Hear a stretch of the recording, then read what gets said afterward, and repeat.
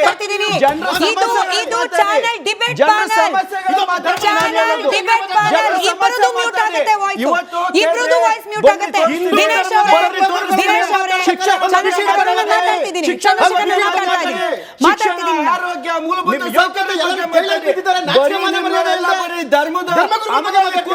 ದೇಶ ಹಾಳು ಮಾಡ್ತಾ ಇದ್ದೀರಾ ನೀವು ಕಿರ್ಚಿದ್ರೆ ಆಯ್ತು. ರಾಜಕಾರಣಿಗಳ ಡಬಲ್ ಸ್ಟ್ಯಾಂಡರ್ಡ್ ಹೆಂಗಿರುತ್ತೆ ಅಂತಂದ್ರೆ ಓಟ್ ಬೇಕಾದಾಗ ಬೇಕು, ಮಠಾಧಿಪತಿಗಳು ಓಟ್ ಬಿದ್ಮೇಲೆ ಬೇಡ, ಏನು ಮಾತಾಡಂಗಿಲ್ಲ, ಸೀಲ್ ಹಾಕೊಂಡು ಕುತ್ಕೊಂಡ್ಬಿಡ್ಬೇಕು, ಬೇಡ ಚರ್ಚೆಗೆ ಹೋಗೋದೇ ಬೇಡ. ವಿನಾಯಕ್ ಭಟ್ ಅವರೇ, ಹೆಡ್ಲೈನ್ ಮ್ಯಾನೇಜ್ಮೆಂಟ್ ಅನ್ನೋ ರೀತಿಯಲ್ಲಿ ಕೆಲ ಮಾಧ್ಯಮಗಳಲ್ಲಿ ವಿಶ್ಲೇಷಣೆ ಆಗ್ತಿದ್ದನ್ನು ನಾನು ಗಮನಿಸಿದೆ 4 ದಿನದ ಹಿಂದೆ.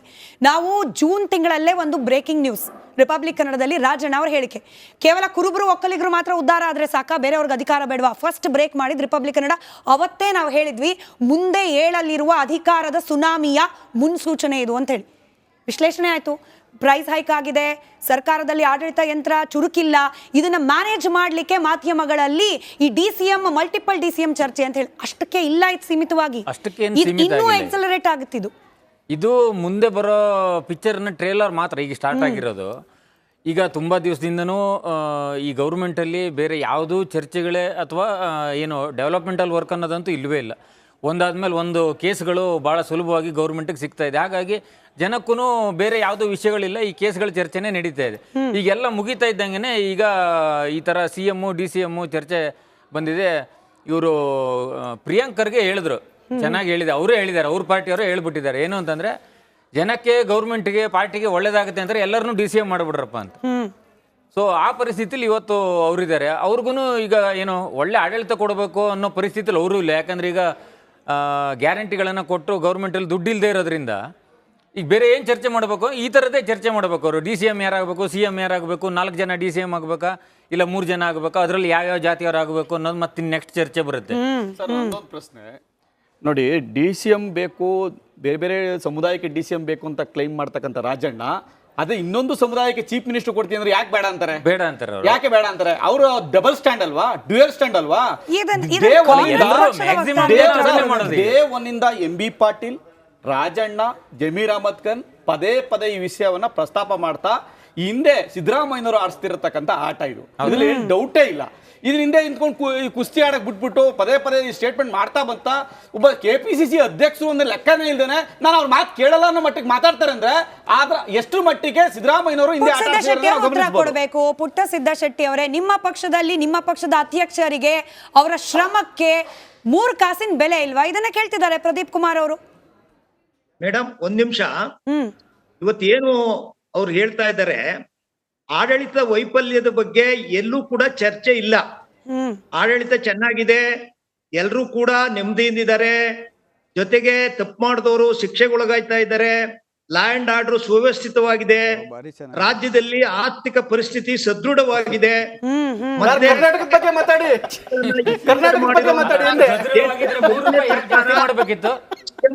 ಸಿದ್ದರಾಮಯ್ಯನವರ ನಾಯಕತ್ವದ ಸರ್ಕಾರ, ಇದ್ರ ಬಗ್ಗೆ ಇವ್ರು ಯೋಚನೆ ಮಾಡಬೇಕು, ವಿಚಾರ ಮಾಡಬೇಕು.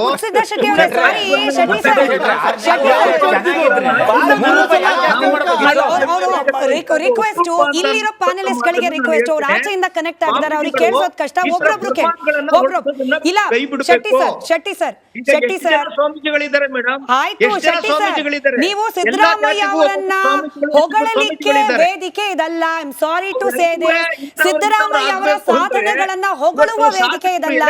ನನ್ನ ಪ್ರಶ್ನೆಯನ್ನು ದಯಮಾಡಿ ಕೇಳಿಸ್ಕೊಳ್ಳಿ, ಉತ್ತರ ಕೊಡಿ. ಶೆಟ್ಟಿ ಸರ್, ನನ್ನ ಪ್ರಶ್ನೆಯನ್ನ ದಯಮಾಡಿ ಕೇಳಿಸ್ಕೊಳ್ಳಿ, ಉತ್ತರ ಕೊಡಿ.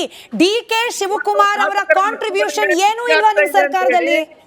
DK ಶಿವಕುಮಾರ್ ಅವರ ಕಾಂಟ್ರಿಬ್ಯೂಷನ್ ಏನೂ ಇಲ್ವಾ? ಮಂಡಿಸಬಹುದು, ಹಕ್ಕುಚ್ಯುತಿ ಮಸೂದೆಯನ್ನು ಕೂಡ ಮಂಡಿಸಬಹುದು. ಶೆಟ್ಟಿ ಸರ್, ಇದು ಶಾಸಕರ ಹಕ್ಕು, ನಾಯಕರನ್ನ ಆಯ್ಕೆ ಮಾಡ್ತಕ್ಕಂತದ್ದು ಶಾಸಕರ ಹಕ್ಕು. ಶೆಟ್ಟಿ ಸರ್, ಇದು ನಾವು ಏನು ಆದೇಶ ಉತ್ತರ ಕೊಡ್ತಿಲ್ಲ. ನಿಮಗೆ ನನ್ನ ಪ್ರಶ್ನೆ ಕೇಳಿಸ್ತಿದೆ, ನೀವು ಉತ್ತರ ಕೊಡ್ತಿಲ್ಲ. ಕಾಂಗ್ರೆಸ್ ಪಕ್ಷದ ಶಾಸಕಾಂಗ ಸಭೆ ಯಾಕೆ ನಡೀತಿದೆ ಅಂತ ಎಲ್ಲರಿಗೂ ಗೊತ್ತಿದೆ ಸರ್, ಈ ದೇಶದ ಜನತೆಗೆ ಗೊತ್ತಿದೆ. ನೀವು ಯಾವ ಏರ್ಪೋರ್ಟ್ ನಿಲ್ದಾಣಗಳಲ್ಲಿ CM ನ ಬದಲಾವಣೆ ಮಾಡಿದ್ರಿ ಗೊತ್ತಿದೆ ಸರ್. ಇಲ್ಲ ಸರ್, ಒಂದು ನಿಮಿಷ ಅವ್ರು ಉತ್ತರ ಕೊಟ್ಬಿಡ್ಲಿ. ನೀವು ಶಾಸಕಾಂಗ ಪಕ್ಷದ ಸಭೆ ಬಗ್ಗೆ ಮಾತಾಡಬೇಡಿ. ಇಲ್ಲ, ನನ್ನ ಪ್ರಶ್ನೆಗೆ ಉತ್ತರ ಕೊಡ್ಲಿ, ನನ್ನ ಪ್ರಶ್ನೆಗೆ ಉತ್ತರ ಕೊಡ್ಲಿ. ಶೆಟ್ಟಿ ಸರ್, DK ಶಿವಕುಮಾರ್ ಅವರ ಕಾಂಟ್ರಿಬ್ಯೂಷನ್ ಏನೂ ಇಲ್ವಾ ನಿಮ್ಮ ಪಕ್ಷದಲ್ಲಿ, ನಿಮ್ಮ ಸರ್ಕಾರದಲ್ಲಿ? ವೈಯಕ್ತಿಕವಾಗಿ ಒಬ್ಬ ವ್ಯಕ್ತಿಯ ಕುರಿತು ಮಾತನಾಡ್ತಕ್ಕಂಥದ್ದಲ್ಲ.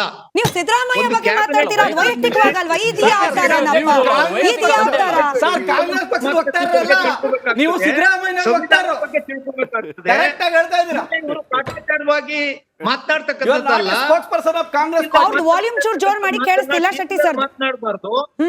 ನಾನು ಇವತ್ತೊಂದು ಮಾತನ್ನ ಹೇಳ್ತೇನೆ. ಯಾರು ಕೂಡ ಇಲ್ಲಿವರೆಗೆ ನನ್ನ ಅನುಭವದಲ್ಲಿ ಸಿಎಂ ಕುರ್ಚಿಯನ್ನ ಬಿಟ್ಕೊಡಿ ಇಂಥವ್ರಿಗೆ ಅಂತ ಹೇಳಿದ್ದು ಇದು ಮೊದಲನೇದು. ಸ್ವಾಮೀಜಿಗಳು ನಿಜವಾಗಿ ತಪ್ಪು ಮಾಡಿದ್ದಾರೆ. ಅವ್ರು ಈ ಮಾತನ್ನ ಹೇಳ್ಬಾರ್ದಾಗಿತ್ತು. ಅವ್ರ ಸಮುದಾಯದಲ್ಲೇ ಬಡವರು, ತಳ ಸಮುದಾಯಕ್ಕೆ ಸಿಕ್ತವರು, BPL ಕಾರ್ಡ್ ನಲ್ಲಿರೋರು, ಅವ್ರ ಸಮುದಾಯದಲ್ಲೇ ಬೇಕಾದಷ್ಟು ಕೋಟ್ಯಾಂತರ ಜನ ಇದ್ದಾರೆ. ಅವ್ರ ಬಗ್ಗೆ ಸ್ವಾಮೀಜಿಗಳು ಮನ್ಸು ಮಾಡ್ತಾ ಇಲ್ಲ. ಮೇಡಮ್, ಇವತ್ತೇನಾಗಿದೆ ಅಂತ ಅಂದ್ರೆ ಹಿಂದುಳಿದ ವರ್ಗ ಏನಿದೆ, ಹಿಂದುಳಿದ ವರ್ಗಕ್ಕೆ ಮೀಸಲಾತಿ ಸಂಬಂಧ ಜಾತಿ ಗಣತಿ ಏನ್ ಬಂದಿದೆ, ಈ ಜಾತಿ ಗಣತಿ ಬಂದ್ರೆ ನಮ್ ಪ್ರಭಾವ ಕಡಿಮೆ ಆಗುತ್ತೆ ಅನ್ನೋದು ಈ ಸ್ವಾಮೀಜಿಗಳಿಗೆ ಆತಂಕ ಆಗಿದೆ. ಸಣ್ಣ ಪ್ರಶ್ನೆ. ಈ ಜಾತಿ ಒಂದೇ ಒಂದು. ಪುಟ್ಟಿ ಶೆಟ್ಟಿ ಅವರೇ, ನಮ್ಮ ಕಡಿಮೆ ಇದೆ, ನಮ್ಮ ತಪ್ಪೇನಿದೆ? ಪ್ರಭಾವ ಆಡಳಿತದಲ್ಲಿ ತಪ್ಪೇನಿದೆ? ಬಂದ್ರೆ ಚಂದ್ರಶೇಖರ್ ಅವರೇ, ತಪ್ಪೇನಿದೆ?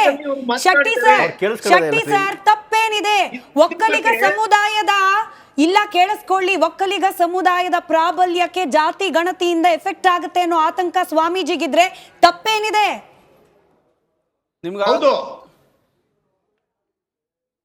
ಇವತ್ತು ಜಾತಿ ಗಣತಿಯನ್ನ ಜಾರಿ ಕೊಡ್ತೀನಿ ಅಂತ ಸಂಕಲ್ಪವನ್ನ ಸಿದ್ದರಾಮಯ್ಯನವರು ಮಾಡಿದ್ದಾರೆ. ಇದರಿಂದ ಬಡವರಿಗೆ, ಅಲ್ಪಸಂಖ್ಯಾತರಿಗೆ, ಹಿಂದುಳಿದ ವರ್ಗಕ್ಕೆ, ಒಕ್ಕಲಿಗರಿಗೆ, ಲಿಂಗಾಯತರಿಗೆ ಅನ್ಯಾಯ ಆದ್ರೂ ಓಕೆ. ಕಾಂಗ್ರೆಸ್ ಪಕ್ಷಕ್ಕೆ, ಅದರಲ್ಲೂ ಸಿದ್ದರಾಮಯ್ಯನವರ ಬಣಕ್ಕೆ ಲಿಂಗಾಯತರಿಗೆ, ಒಕ್ಕಲಿಗರಿಗೆ ಅನ್ಯಾಯ ಆದ್ರೂ ಕೂಡ ಓಕೆ, ಅಸಮಾಧಾನ ಆದ್ರೂ ಕೂಡ ಓಕೆ. ಯಾಕೆ ವಿರೋಧ ಮಾಡ್ತಾ ಇದ್ದೀರಿ? ವಿರೋಧ ಮಾಡ್ತಾ ಇರೋದು ನಿಮ್ಮ ಪಕ್ಷದ ಸಾಮೂರ್ ಶಿವಶಂಕರನವರು, ಕಾಂಗ್ರೆಸ್ ಪಕ್ಷದ ಲೀಡರು, ನಿಮ್ಮ ಪಕ್ಷದ ಲೀಡರು ಸಾಮೂರ್ ಶಿವಶಂಕರನವರು, ಕಾಂಗ್ರೆಸ್ ಪಕ್ಷದ ಶಾಸಕರು ವಿರೋಧ ಮಾಡಿರ್ತಕ್ಕಂಥದ್ದು. ಸುಟ್ಟಾಕ್ತಿವಿ ಅಂತ ಹೇಳದಂತ ಹೇಳಿಕೆ ಕೊಟ್ಟಂತವ್ರು ಸಾಮೂರ್ ಶಿವಶಂಕರನವರು. ಅದ್ರ ಬಗ್ಗೆ ಗಮನ ಇದೆಯಾ? DCM ಅದ್ರ ಬಗ್ಗೆ ಹೇಳಿ. ನೋಡಿ, ಬಿಹಾರದಲ್ಲಿ ಜಾತಿ ಗಣತಿ ಅನುಷ್ಠಾನಕ್ಕೆ ಬಂದಿದೆ. ಏನಾಯ್ತು? ಕರ್ನಾಟಕದಲ್ಲಿ ಅನುಷ್ಠಾನಕ್ಕೆ ಬಂದಿಲ್ಲ. ಮೇಡಮ್, ಇವತ್ತು ಪಾಪ್ಯುಲೇಷನ್ ಸೆನ್ಸಸ್ ದೇಶದಲ್ಲಿ ಆಗ್ಲಿಲ್ಲ. ಸರ್, ಟ್ರ್ಯಾಕು ಎಲ್ಲಿಂದ ಎಲ್ಲಿಗೆ ಹೋಗ್ತಿದೆ ಅಂತಂದ್ರೆ ನಾವು ಕೇಳಿ ಸಿಂಪಲ್ ಪ್ರಶ್ನೆ ಸರ್. ಒಕ್ಕಲಿಗ ಸಮುದಾಯ ಇಲ್ಲ ಇಲ್ಲ ಇಲ್ಲ, ನಾವು ಜಾತಿ ಗಣತಿ ಬಗ್ಗೆ ಮತ್ತೊಂದಿನ ಡಿಬೇಟ್ ಮಾಡ್ತೀವಿ. ಅಲ್ಲ ಅಲ್ಲ ಶೆಟ್ಟಿ ಸರ್, ಇನ್ನೊಂದಿನ ಡಿಬೇಟ್ ಮಾಡ್ತೀವಿ. ಅವತ್ತು ನೀವೇ ಬನ್ನಿ, ಚರ್ಚೆ ಮಾಡೋಣ. ನಾನು ಕೇಳಿದ ಸಿಂಪಲ್ ಪ್ರಶ್ನೆ ಅಪ್ಪ. ಒಕ್ಕಲಿಗ ಸಮುದಾಯದವರು DK ಶಿವಕುಮಾರ್ ಅವರನ್ನ ಮುಖ್ಯಮಂತ್ರಿ ಸೀಟ್ ಮೇಲೆ ನೋಡ್ಬೇಕು ಅಂತ ಹೇಳಿ ವೋಟ್ ಹಾಕಿದ್ರಲ್ಲ, ಆ ವೋಟರ್ಸ್ಗೆ ನಿಮ್ ಪಕ್ಷದಲ್ಲಿ ಮರ್ಯಾದೆ ಇಲ್ವಾ? ಒಕ್ಕಲಿಗ ಸಮುದಾಯದ ನಾಯಕತ್ವವನ್ನ ನಿರ್ವಹಿಸ್ತಿರುವ, KPCC ಅಧ್ಯಕ್ಷಗಿರಿಯನ್ನ ಯಶಸ್ವಿಯಾಗಿ ನಿರ್ವಹಿಸ್ತಾ ಇರುವ DK ಶಿವಕುಮಾರ್ ಅವರ ಶ್ರಮಕ್ಕೆ ನಿಮ್ಮ ಪಕ್ಷದಲ್ಲಿ ಬೆಲೆ ಇಲ್ವಾ?